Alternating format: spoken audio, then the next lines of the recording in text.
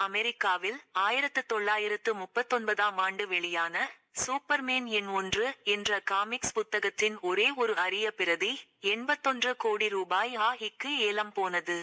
அமெரிக்காவின் கலிபோர்னியா மாகாணம் சான் பிரான்சிஸ்கோவைச் சேர்ந்த 3 சகோதரர்கள் கடந்த ஆண்டு இறந்த தங்கள் தாயின் பழைய வீட்டை விற்க முடிவு செய்தனர்.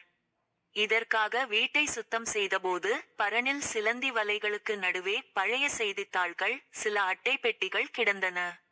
அதை திறந்து பார்த்தபோது உள்ளே அவர்களின் தாய் சேகரித்து வைத்திருந்த 2ஆம் உலகப் போருக்கு முந்தைய அரிய காமிக்ஸ் புத்தகங்கள் இருந்தன.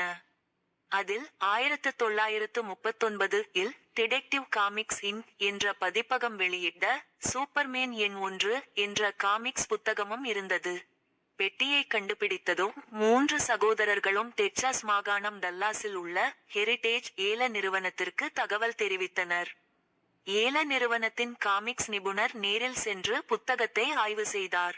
பெட்டியில் கிடந்த காமிக்ஸ் புத்தகம் உலகின் முதல் சூப்பர் ஹீரோவுக்கு என தனி இதழாக வந்த முதல் பதிப்பு என்பது தெரியவந்தது.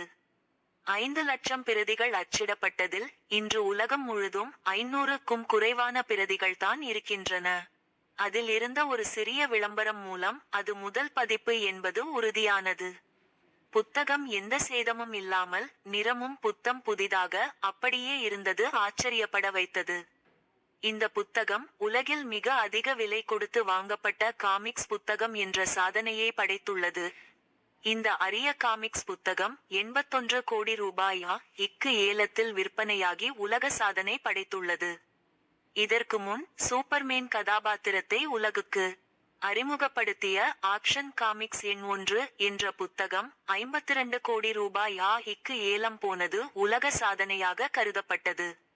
அதை இந்த புத்தகம் முறியடித்துள்ளது.